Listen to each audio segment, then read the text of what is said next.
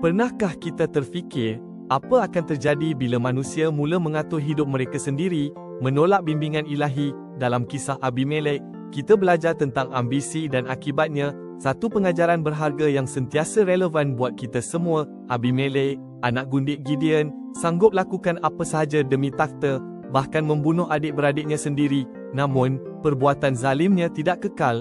Alkitab mengingatkan kita dalam Hakim-Hakim 9:24, ini adalah untuk membalas kejahatan yang dilakukan kepada 70 anak Yerubbaal oleh abang mereka, Abimelek. Ini menunjukkan keadilan Tuhan itu nyata. Kisah Abimelek adalah peringatan yang lembut. Walaupun manusia merancang, Tuhan tetap yang menentukan.